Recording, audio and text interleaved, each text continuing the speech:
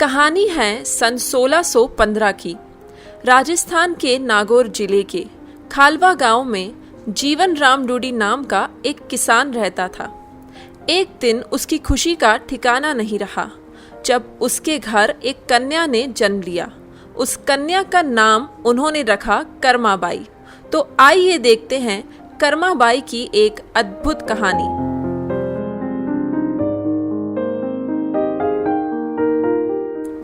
जीवन राम भगवान श्री कृष्ण के परम भक्त थे। उनके घर में भगवान श्री कृष्ण का एक विग्रह था।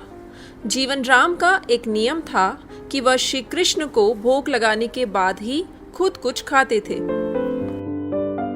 स्वामी, भोजन तैयार है, आप श्री कृष्ण को भोग लगा सकते हैं।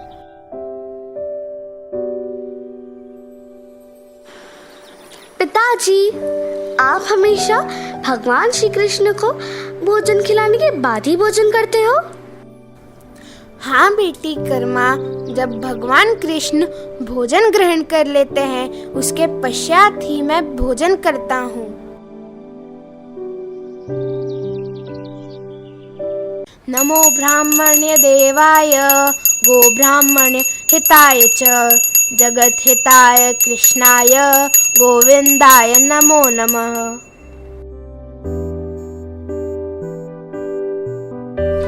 पिता से यह सब देखते सीखते कर्माबाई का बचपन बीत रहा था और कुछ वर्षों बाद एक दिन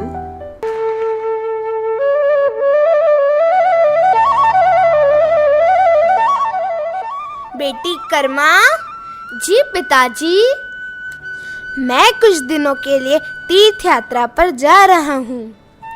जी पिताजी, बताइए क्या आज्ञा है? बेटी कर्मा, मेरे पश्चात भगवान कृष्ण की विधि से पूजा करके उन्हें भोग लगाकर ही भोजन ग्रहण करना। मैं तुम्हें उनकी पूजा विधि बता देता हूँ और घर का भी ध्यान रखना, ठीक है? ठीक है पिताजी, मैं भगवान श्री कृष्ण को भोग लगाकर ही भोजन किया करूंगी। आप निश्चिंत होकर जाइए। जीवन राम और उनकी पत्नी भगवान श्री कृष्ण की पूजा और घर की देखभाल का कार्य कर्माबाई को सौंपकर तीर्थ यात्रा पर चले गए। अगले दिन ठाकुर जी को भोग लगाना है, जल्दी से खिचड़ी बना लेती हूँ। हाँ, ये रहा देसी घी और गुड़ का डब्बा।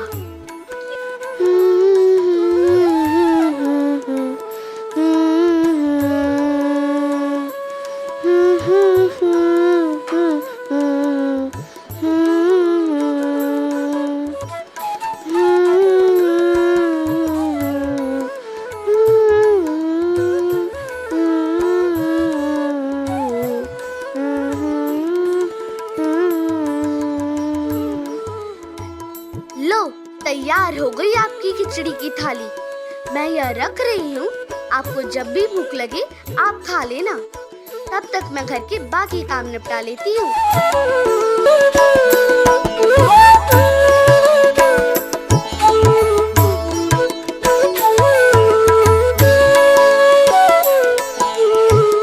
अरे, शायद ठाकुर जी को भूख नहीं है। चलो थोड़ी देर बाद खा लेंगे।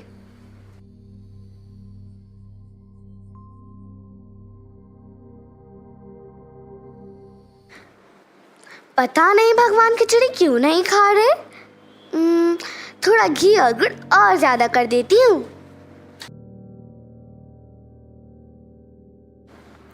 ठाकुर जी, अब मैंने इसमें घी और गुड़ और ज्यादा कर दिया है, अब जरूर खा लेना।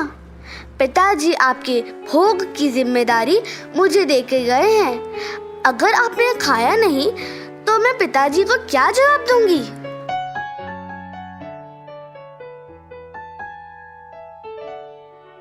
देखो, मुझे ज्यादा व्यंजन बनाने नहीं आते। यह खिचड़ी आपके लिए बनाई है, इसे खा लो, वरना जब तक आप भोजन नहीं करोगी मैं भी तब तक भूखी रहूंगी। देख लो फिर। कर्माबाई भगवान श्री कृष्ण से नाराज होकर भूखी प्यासी उनके सामने ही बैठी रही। दोपहर से शाम हो गई।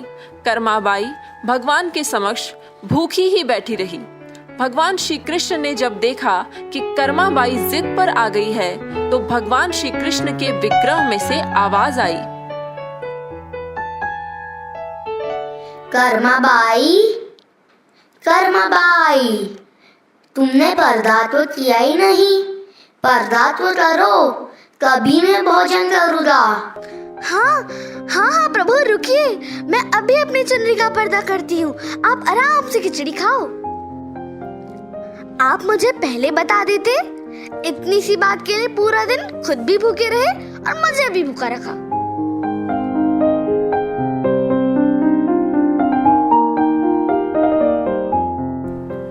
थोड़ी ही देर में देखते ही देखते पूरी थाली खाली हो गई। भगवान श्री कृष्ण के भोग ग्रहण करने के बाद ही कर्माबाई ने भोजन किया। अब तो यह नित्य का नियम बन चुका था। कर्माबाई सबसे पहले सुबह उठकर भगवान के लिए भोग बनाती और पर्दा करके भगवान के समक्ष बैठ जाती। थोड़ी ही देर में पूरी थाली खाली हो जाती थी। मुझे लगता है ठाकुर जी को सुबह जल्दी भूख लगती है।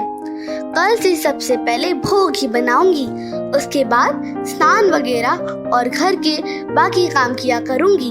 हाँ, यह ठीक रहेगा। अब तो कर्मा की बनाई खिचड़ी भगवान श्री कृष्ण बड़े चाव से खाते थे और पूरी थाली खाली हो जाती थी।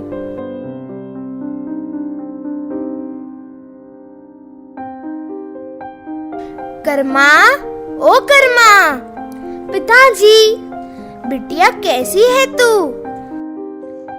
मैं अच्छी हूँ। और आपके पीछे पहले दिन तो भगवान ने भोग ग्रहण करने में बहुत नाटक किए थे, फिर शाम को जाकर खिचड़ी खाई, और अब तो भगवान कृष्ण सुबह सुबह मेरी बनाई खिचड़ी खा लेते हैं। मैं सबसे पहले उन्हें भोग लगाती हूँ, जब वह खा लेते हैं उसके पश्चात मैं दूसरे काम करती हूँ। अरे, यह तुम क्या कह रही हो बेटी? ठाकुर जी ने तुम्हारे हाथ की खिचड़ी खाई? हाँ पिताजी, मैं खुद ठाकुर जी के सामने बैठकर पर्दा करती थी और उसके बाद वह पूरी थाली की खिचड़ी खा जाते थे। हे प्रभु, आपकी लीला अद्भुत है। मैं आपको तीर्थ यात्रा में ढूंढ रहा था, पर आप तो मेरे घर में ही विराजमान हो। धन्य हो प्रभु, आप धन्य हो, आपकी जय हो। बेटी कर्मा, तुम जैसी पुत्री पाकर मैं धन्य हो गया। अब से तुम ही भगवान कृष्ण को भोग लगाना, वह तुम्हारे लगाए भोग बड़े चाव से खाते हैं। अब से तुम ही अपने हाथों से भगवान कृष्ण की सेवा करना।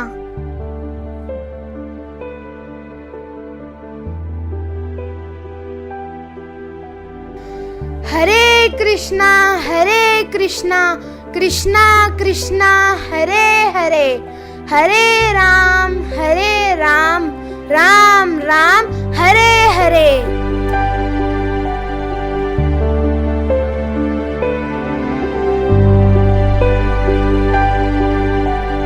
यह सब सुनकर कर्मा बाई बहुत खुश होती है। अब तो कर्मा बाई नियम पूर्वक जल्दी उठकर भगवान को भोग लगाती और बाद में सारे काम करती।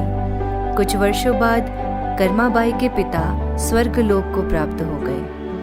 अब कर्मा बाई घर में अकेले रहती तो उनका मन नहीं लगता था, इसलिए वह भगवान श्री कृष्ण की मूर्ति को लेकर तीर्थ यात्रा पर निकल गई। भारत में अलग अलग तीर्थ के दर्शन करने के बाद वे उड़ीसा में जगन्नाथपुरी पहुंची।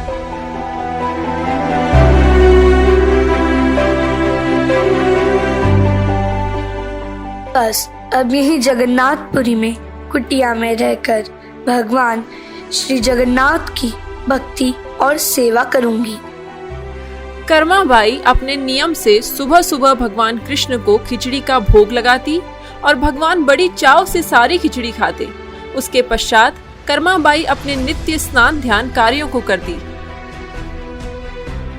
एक सुबह, माँ, कुछ खाने को मिलेगा?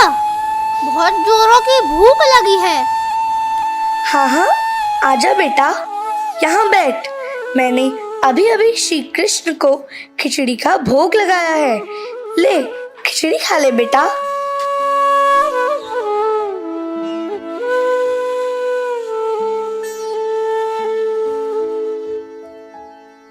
पसंद आई तुझे खिचड़ी? ले और ले।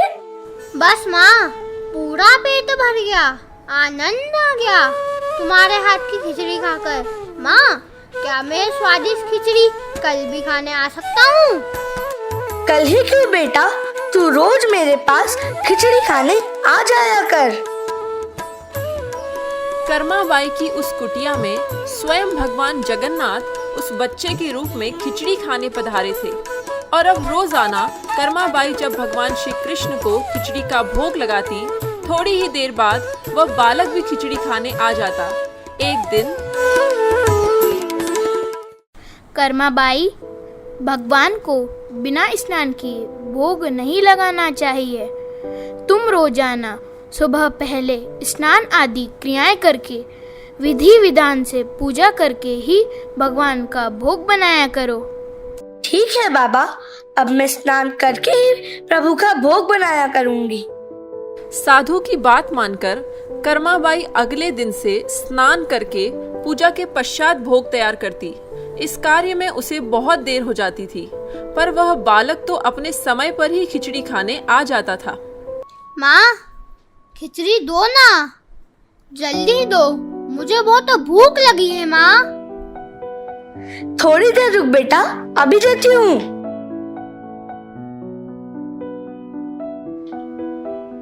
ले। अब तो बालक रूपी भगवान जगन्नाथ जल्दी जल्दी खिचड़ी खाकर बिना हाथ मुंह साफ किए भाग जाते हैं।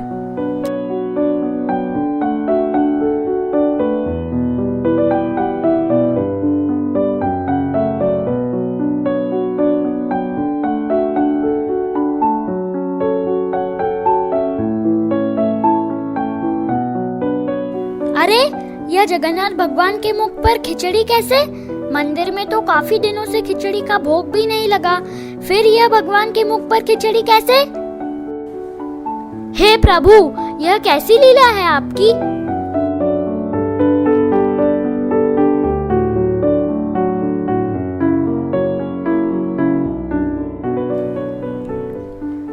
पुत्र, मेरी भक्त कर्माबाई बहुत ही प्रेम भाव से सुबह उठकर मेरे लिए खिचड़ी बनाती है।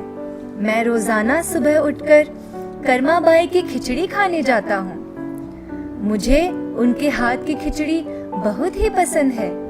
पर एक साधु ने उनके पास आकर सुबह स्नान और पूजा के बाद भोग लगाने को बोल दिया। अब कर्माबाई स्नान और पूजा के बाद भोग लगाकर मुझे खिचड़ी देती है, जिसकी वजह से बहुत देर लग जाती है। भक्तगण मेरा इंतजार कर रहे होते हैं, इसलिए जल्दी जल्दी खिचड़ी खाकर मैं बिना मुंह हाथ धोए वापस लौट आता हूँ।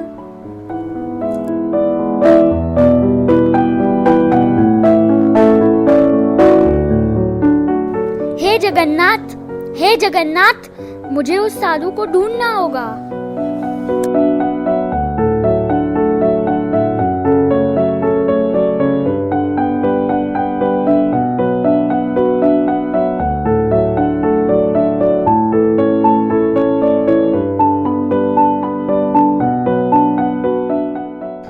कर्माबाई, मुझसे बहुत बड़ी गलती हो गई है, मुझे माफ कर दो।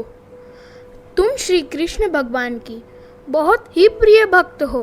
तुम्हारे लिए कोई नियम नीति की कोई आवश्यकता नहीं। तुम अपने अनूठे प्रेम से जिस प्रकार सुबह जल्दी उठकर भोजन बनाती थी, वैसे ही बनाकर भगवान का भोग लगाया करो। जैसा आप कहे बाबा, अब मैं पहले की तरह ही भोग बनाया करूंगी।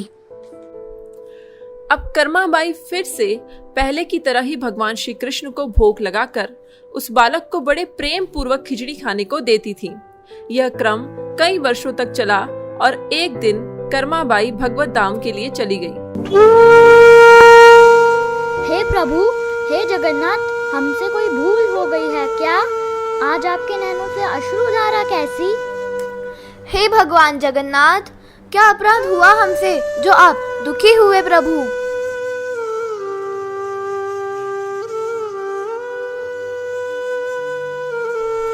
उसी रात भगवान जगन्नाथ ओडिशा के राजा और पुजारी के सपने में आते हैं और बताते हैं,